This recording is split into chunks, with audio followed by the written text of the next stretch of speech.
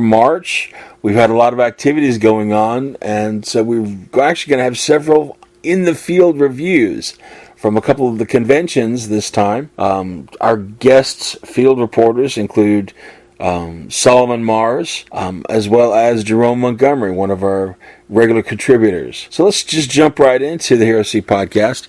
Again, for those who may be joining us for the first time, we review pop culture in its various forms and function here in the small press as well as mainstream industries in our podcast. We go through the 5 C's. Comics, characters, we deal with creativity, we deal with culture and connections. Those 5 C's really seem to abound a lot of our areas in the industry, so we pay attention to them. We've got a few announcements actually with some news items that were pretty profound at the end of February, beginning of March. Not only can you find this information out on our website, but you can download a copy of the newsletter here from HeroC. Hero Central Studio, our benefactor, over at www.herocentral.org/HCSCAL_MAR 2016.pdf. That's the actual link to get the download from herocentral.org. We've got everything from going on, being March, a very special month, when we actually have at the end a section for the 15th of March. Most people, do you know what you were doing on the 15th of March? Some people know, some people don't, but that's the Ides of March, and mentioned in Shakespeare's play of the life and death of Julius Caesar. That has actually been recorded. I did a reading of several of the acts, specifically with the soothsayer, warning Caesar, as well as the death scene.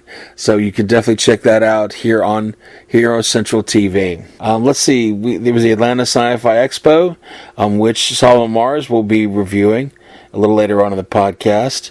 You did some interviews for us there, as well as seeing how the show went. It was in Decatur, Georgia. Let's see, we have the AndoCon review.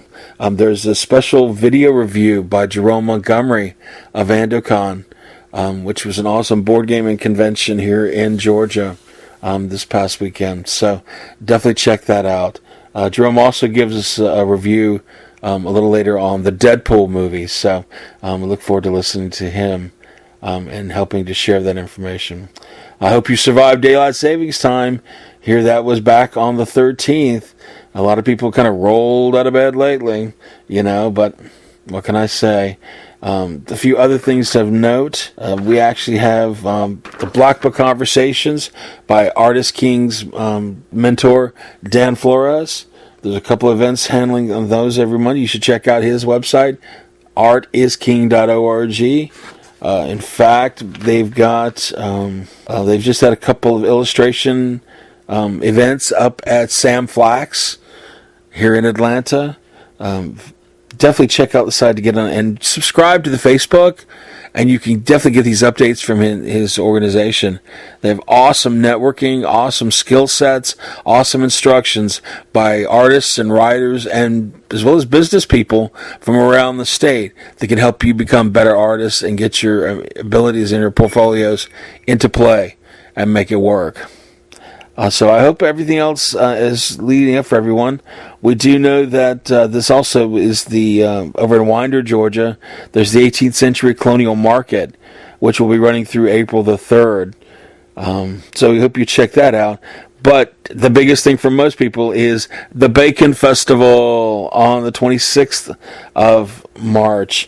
Looks like Dad's Garage will be hosting the Bacon Festival. So if you are a pork lover, go check it out. You'll definitely enjoy it. Like I said, but today being the 19th of March, happy Daffodil Day to all you botanically minded and inclined.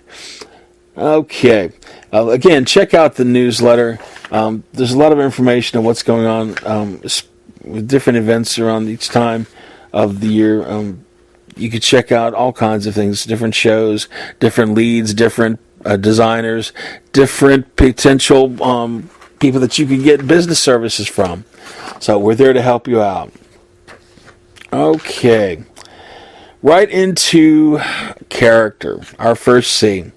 I have to say that we lost a very focused writer back at the end of February. February 19th, Harper Lee passed away. Now, all of those of school-age mind would know that Harper Lee wrote To Kill a Mockingbird. Okay, as she was an American novelist known for that, and that perhaps is one of the profound books published in 1960 that she was known for. In fact, in 1961, she won a Pulitzer Prize for classic modern literature. This is really the single item that she published. In 2007, she was awarded the Presidential Medal of Freedom for her contribution to literature. Additionally, Harper received numerous honorary degrees. Though she declined to speak on those occasions, she was also known for assisting her close friend Truman Capote in his research for the book In Cold Blood back in 1966. Capote was the basis for the character Dill in To Kill a Mockingbird. Pay attention to that the plot and the characters of To Kill a Mockingbird are loosely based on Lee's observations of her family and neighbors, as well as an event that occurred near her hometown in 1936, when she was 10 years old. The novel deals with the irrationality of adult attitudes, as respects race and class in the Deep South in the 1930s, though they're depicted through the eyes of two children. The novel was inspired by racist attitudes in her hometown of Monroeville, Alabama. She will be missed. Even in her advanced age, she was quite known for her witty commentaries, and that's one thing that you just can't but understand and respect, that the wittiest minds and the quickest sarcasms despite age. Harper Lee, you will be missed. Okay, we're going to go right on into our next section here with comics. There's some awesome things that have been going on with comics as far as DC's Flash over on CW. CW has been doing a great job with Flash, Arrow, Legends of Tomorrow. The big thing now is the March 28th checkout, where Flash now guest stars over on Supergirl. Supergirl, definitely, over Channel 5. I'm sorry, CBS.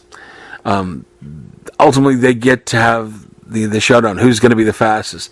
No doubt we're going to get to see that reenactment from the comic classic where Superman and the Flash race around the world to see who's the fastest. So you got to check it out because it looks awesome from the preview trailers and the immediate photos. It looks like they had a lot of fun making this, and it sets the tone for perhaps other characters, crossing over with these fan-based requests in between the actual production teams. So check out March 28th, Supergirl. You'll see Flash guest star, and we'll finally find out who is the fastest person in the world. Legends of Tomorrow. This is surprisingly turning out to be a pretty interesting combination team. I really had not expected to even get into this story. I'm not a big Arrow fan. I know that Vixen, the live-action version of the animated character from the Justice League, was in the cartoon with a Flash Arrow crossover, which is online exclusively. Well, Vixen is now a live action character in Arrow. So I hope that's well, but that just hasn't captured my attention. Unlike Legends of Tomorrow with so spoilers here. So Heatwave is now apparently been taken out by Captain Cold, Leonard Snart, who they were team members. So we're not sure what this particular combination is going on with him, as he's seems to be focusing more on his own survival with the team and the survival of the team, as well as Vandal Savage. But he's got that snarkiness, as Wentworth Miller can perform. But then you've got the characters with Hawkgirl, and Firestorm is a pretty much a big team player with the combinations of Professor Stein and Jax.